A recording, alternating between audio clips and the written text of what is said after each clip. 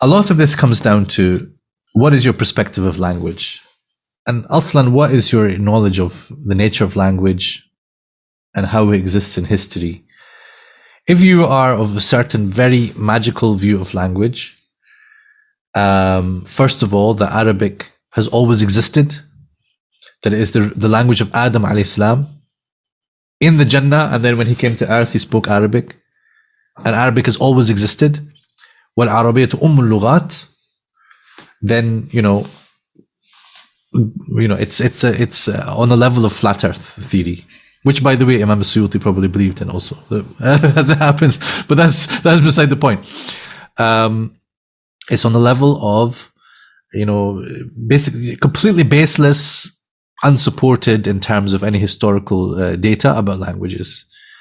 When you take a more natural view of language and their progression in history and the fact of borrowing, what's called borrowing is just a word, or loan words or whatever, you don't take it and give it back, qardan hasana, right? But it's just the transfer of words from language into language.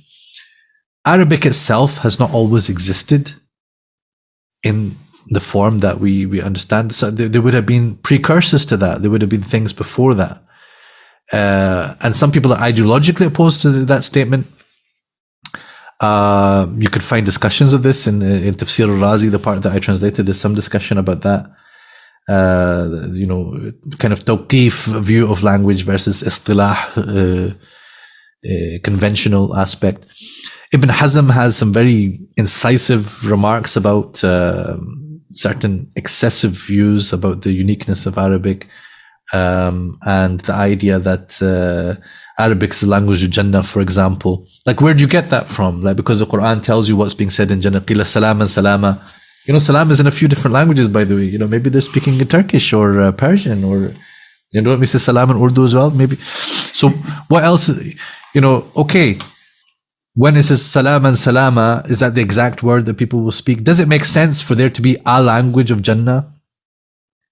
These are just suppositions, and people get carried away with certain aspects of that uniqueness. Allah subhanahu wa ta'ala was not speaking to his previous prophets in Arabic as far as we can see. I mean, yeah, if you read the Quran, it's in Arabic, so Allah Azza wa Jalla is speaking there in Arabic.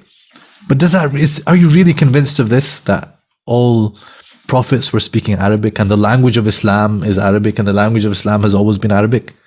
Hardly likely.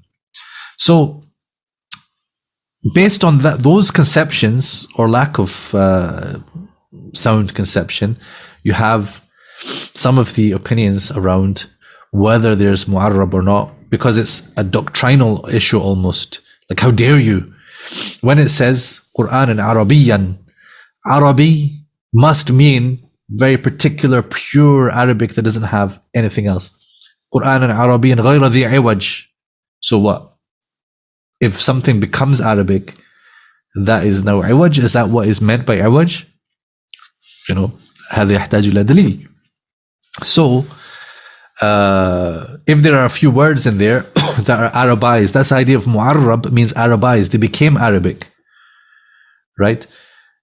Does that mean that جعلناه قرآنا أعجميا, right? Is the ayah here saying that if there is a single word or a few words or 10 words or 20 words that are of foreign origin, now it became Qur'an A'jamiyan, and they're entitled to say A'jami wa Arabi? How's my tasheel? Was okay? That you're entitled to say that the Prophet ﷺ is walking around with an A'jami book. In fact, is the presence of a few such words not part of the zayn and the beauty of the Quran and the effectiveness of, there's an argument that's going to come in this chapter, right? And is it not also a sign of the truth of the Prophet ﷺ? The idea that what lisanu الذين يلحدون إليه أعجمي. So the context in which these things are also being said is that you're saying that he's learning from Ahlul Kitab, but then the Ahlul Kitab are not speaking this type of Arabic. They have their own dialects and their own languages, and yet here he is conveying to you something in pure Arabic tongue. the story of Yusuf alayhi salam, where this point comes, inna ja'alnahu Qur'anan Arabiyyan, can it have other meanings? In the start of Surah Yusuf, what is the relevance of saying this Quran contains no Ajami word, right? And then just before this, we saw, Suwa, and although that was in one of the dialects, right? وَقَالَتْ هَيْتَ لَكَ, right? So is the point in the beginning of Surah Yusuf to say there is no non-Arabic word in this Quran? What's the relevance of that to the story of Yusuf and the whole rest of the surah?